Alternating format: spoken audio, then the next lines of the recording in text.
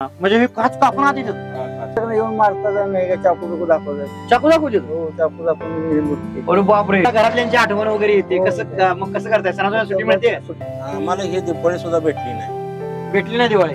कराबाला जाऊन दिवाळी करायची म्हणून भेटली नाही. कधी मच्छर त्यांना, कधी साप चावतो, कधी काय पण. इथे या जैन पेटीचा प्रॉब्लेम. तुम्ही ड्रायव्हर म्हणून तुम्हाला वाटतंय की माझा पोरगा ड्रायव्हर व्हावा असं का, किंवा काय काय वाटतं तुम्हाला त्याबद्दल, मुलाच्या भविष्यावर जग कसं वाटते? काय वाटते की आम्हाला जगात मान मिळतोय, सन्मान मिळतोय, काय वाटतंय? नमस्कार मित्रांनो, मी कुठं आहे आज तुमच्या लक्षात आलं असेल, हे घर आहे. तर मी याला आश्चर्य वाटेल की हे घर कसं काय असू शकते, पण हे ड्रायव्हरांसाठीच त्यांचं एक घर आहे, हा त्यांचा संसार आहे. आणि यामध्येच ते दिवस रात्र असतात आणि काबाड कष्ट करतात आणि रस्त्यावरती चालत असतात.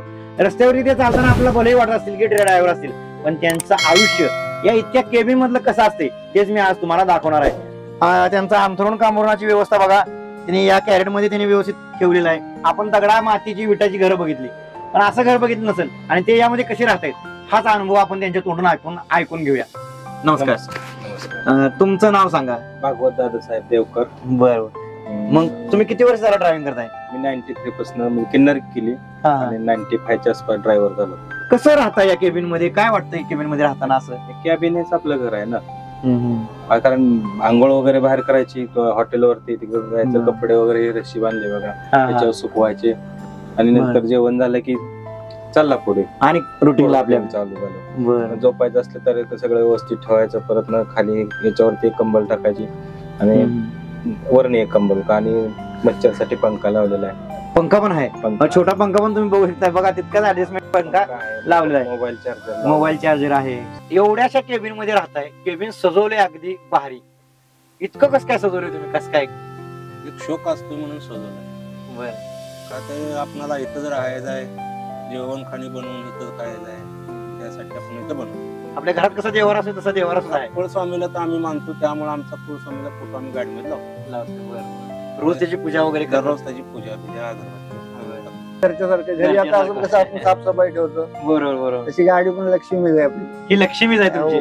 पूजावर सगळं चालतंय आपलं. आता ही लक्ष्मी आहे, याची पूजा वगैरे करता रोज सकाळी? पूजा बिजा. छान छान. इकडे काय ह्यात काय सगळं सामान? कपडे पुढे काय ठेवायचे, ती कपडे वगैरे धुतल्यानंतर ह्याला वाळू घालायचं. सगळ्या संसारासाठी ह्यातच आहे. पण कमी जागेचा जास्तीत जास्त वापर कसा करायचा आणि त्याचं व्यवस्थापन कसं असते ते ड्रायव्हराकडून शिकलं पाहिजे. आता हे जे ही सीट वगैरे लावले, ही का बरं लावली सीट? हे म्हणजे झोपायला व्यवस्थित, म्हणजे बोनेट कसं असं आहे ते खाली आहे, त्यामुळे झोपायला येत नाही, प्रॉब्लेम होतो. बरोबर. हे घरच्या सारखंच आपलं घरच्यासारखं वाटावं, कारण ही सीट छोटी आहे ना, ते जागा जास्त वाटावं मिळावा म्हणून. बसायला चांगलं आपलं व्यवस्थित. आपलं छोटस घरच आहे म्हणा. पीव्हीपी करते तसं केले तुम्ही, मस्त केले. आणि हे काय कप्पा केला, ह्याच्यात काय सामान ठेवायचं? सामान हे ठेवायला काही साईडने कप्पा द्यायचे. हे सगळं कप्पा आहेत ना. बरोबर. पण रात्री अपरात्री झोप आल्यानंतर तुम्ही रस्त्याकडे गाड्या वगैरे लावतात, त्यामुळे भीती वगैरे वाटते का इतक्यात झोपायला वगैरे? दिवसा काय प्रॉब्लेम नाही, रात्रीचं कधी वाटते का? हॉटेलवरतीच ना कधी काही जागा भेटते, त्यांचं हॉटेलच्या कुठला तरी थोडासा आधार घ्यायचा. त्याच्या रोड साईडला बाबा इथं काय तकलीफ नाही, चोरी होत नाही, काय नाही. बऱ्याचदा चोरी होते, दरवाजे मागची काच कापतात, त्यासाठी लोकांनी पट्टे टाकले. परत म्हणजे मी काच कापून आत येतात, त्यासाठी तुम्ही पट्टे टाकले का बाहेर? पहिल्यांदा वाटते पण कुठे सुरक्षित जागा बघून उभा करायची, धाबा बघून. हे असं रस्त्यावर उभं झोपून चोऱ्या होत्या, डिझेल चोर कुठं काय, डिझेल वगैरे चोरतील, बॅटऱ्या नेतात. बॅटरीच गाडीच्या बॅटऱ्या पण नेतात. आता ते डिझेल चोरलं आणि बॅटरी काढली, त्याचा तुमच्या अंगावर पगार मालक आता चांगला असला तर ते हिशोबा नाही, मालकाच्या हिशोबा. मालक चांगला असला तर तुमच्या अंगावर पडत नाही, मालक हे नसला मग तुम्ही तुमच्या पगारात कटवून. अरे बापरे, म्हणजे सगळी जिम्मेदारी. मग झोपायचं कसं माग जर चोरी व्हायल्यावर? नाही काय करणार, काय गाडीचा प्रॉब्लेम झाला काय तर जागत राहील. आणि समजा आता एखादं कोणतरी डिझेल चोरा लागले, तुम्ही जागा आहे आणि तुम्ही जर त्याला काय म्हणलं, काय करू शकत नाही, येऊन मारतात नाही, चाकू बिकू दाखवतात. चाकू दाखवू देतो? चाकू दाखवून. अरे बापरे, रस्त्यावरती चाकू दाखवून लुटालुटी चालू आहे ड्रायव्हरांची बघा. ते कात्रज रोडला, पुणा रोडला लय चालतंय. कात्रज आणि पुणा रोडला परत डिझेल चोरी होते, त्यामुळं कसं आहे, संध्याकाळचं आपल्याला ठाव ठिकाणा नसेल झोपायचा तर तिथं जागसुद्धा झोपायला. जर ते चोरी करायला आला तरी गपचिप झोपायला नाही, चाकू घे मारहाण करतात. चाकू घेऊन मारते? चाकू घे, हत्यार घेऊन आलेले असते, त्यामुळे काय नेलं म्हणायचं गप झोप. हे सण कशी साजरी करतात? आम्ही बारशे वगैरे तर कधी जात नाही, कोणाच्या घरात जायला भेटतच नाही.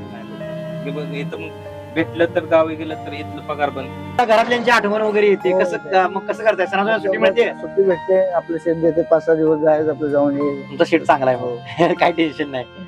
आणि जर समजा सुट्टी शेटने दिली पण गाडी कुठल्या तरी एखाद्या वर्दीला गेली तिथं रखडली असेल मग सणासुदीचं कसं सणासुदीमध्ये आपल्याला तिथंच करायला लागणार, तिथं गाडी सण सोडून जाऊ शकत नाही. जाऊ नाही शकत हा. हो. आम्हाला ही दिपाळी सुद्धा भेटली नाही. भेटली नाही दिवाळी लेकराबाळा जाऊन दिपाळी करायची म्हणून भेटली नाही. मग कशी साजरी केली दिवाळी तुम्ही आता परत दिपाळी झाल्यावर आल्यावर साजरी हा. काय करायचं? मग गाडी तर साजरी केली, गाडी तर साजरी केली. मग लाडू करंज्या काय खायला मिळालं नाही काय असला काही सुद्धा नाही. जेव्हा गावाला आल्यावर मग खायला भेटलं. तुम्हाला रात्रीचं वगैरे चोऱ्या वगैरे हे होतातच. आता रात्रीचं मच्छरांचा वगैरे पण प्रॉब्लेम असतो, तुम्ही बाहेर मच्छरांचा प्रादुर्भाव यामुळे रोगराई वगैरे होते असं काय? मच्छरचा प्रॉब्लेम तर असतो. पंखा आहे, परत ते अगरबत्ती लागतो, त्याचा सकाळ उठल्यानंतर त्रास होतो.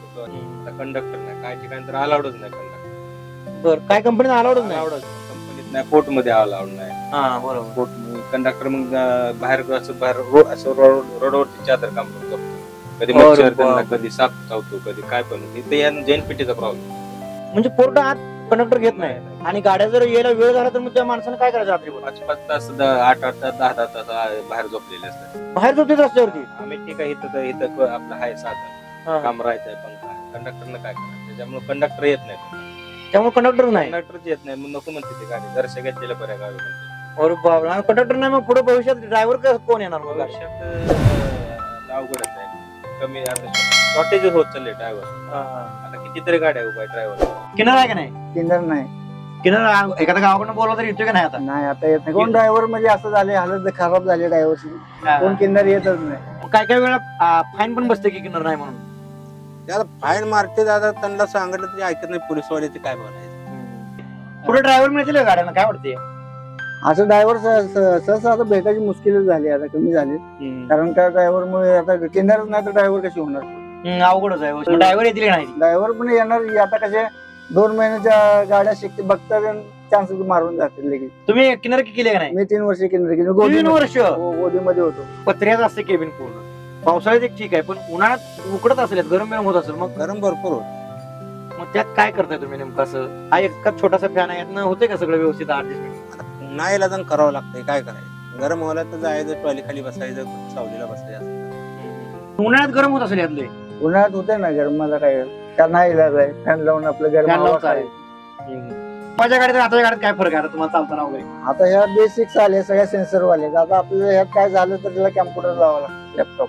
बरं म्हणजे आपल्याला काहीच गरज नाही यातलं, काय प्रॉब्लेम झाला आणि काय नाही. उभा राहिले का काय झालं, प्रॉब्लेम झाला तो शोरूमला दाखवायचं. डायरेक्ट शोरूमला. पहिल्या गाड्यात तुम्हाला काहीतरी करता येईल येत होतं काहीतरी पाना घेऊन इकडे तिकडे, काय प्रॉब्लेम नाही, काय आपल्याला माहित पडत होतं. का? त्या पहिल्या गाड्या बऱ्या कसं वाटतं? पहिल्या बऱ्या होत्या. आपल्या कसं कुठं काय झालं तर आपण लगेच काय तर करू शकून गाडी साईडला करू शकतो. पण म्हणजे काय जरी झालं तर साईडला करता येईल. आंघोळीच्या वगैरे समस्या असतात बऱ्याच, काय काय ठिकाणी आंघोळी मिळत नाही, ते कसं ऍडजस्टमेंट करता तुम्ही? आंघोळीचं पाण्याचं महत्व म्हणजे कसं आहे, आपण महाराष्ट्रामध्ये आलं म्हणजे आंघोळीचं कधी तर भेटतं आपल्याला धाब्यावरती, ह्याच्यावरती. चेन्नई साईडला या साईडला गेलं का 3-3, 4-4 दिवस आंघोळ भेटत. बरं, म्हणजे सोयच नाही तशी. त्याकडे पाण्याची ही नाही सोय. मग काय करावं लागतंय आपल्याला? ते पाण्याचा बाटला असतो ना, ते पाण्याचा बाटला घ्यायचा, बकेट मध्ये ओतायचा, मग आंघोळ करायची. मग आपल्या गाडीची काय देवपूजा ही काय करायची, असं करायचं. तुम्हाला ड्रायव्हर म्हणून तुम्हाला वाटतंय का माझा पोरगा ड्रायव्हर व्हावा असं का, किंवा काय वाटतं तुम्हाला त्याबद्दल, मुलाच्या भविष्याबद्दल? जिंदगीत ड्रायव्हर होऊन मी एवढं हे केलं. तिकडं गावी ते शेती करून राहिलेलं परवडतं, तर ड्रायव्हर म्हणून नाही लेखनाला करायचं. जिंदगीत नाही. इतकं सोचलंय तुम्ही? सोचलं.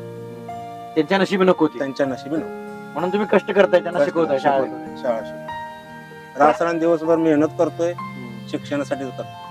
घरची आठवण येते की नाही एवढी गाडी सजवली चांगली? आता येते घरी, पण आता काय कामासाठी आपल्याला करायला लागतं. बरोबर, घरच्यासाठीच करायचंय आपल्याला. घरात आठवण तर येतं जर. आता कसं असतंय, आता मुलं आहेत म्हणलं मुलांची आठवण येणार, फॅमिली म्हणलं फॅमिलीची येणार, आई वडील आहेत म्हणलं आई वडिलांची येणार, समजेची आठवण येणारच. पण नाही इलाजानं ते करावं लागतं. ह्या काचत बघितल्यानंतर, या साडे ग्लास बघितल्यानंतर तुम्हाला जग कसं वाटते? काय वाटतं की आम्हाला जगात मान मिळतोय, सन्मान मिळतोय, काय वाटतं? मान येतं काय नाही, ड्रायव्हिंग मध्ये मान काय मान नाही. आपले कसं जिम्मेदारी आपल्या अंगावर पडली तर आपल्याला कष्ट करणं भागच आहे.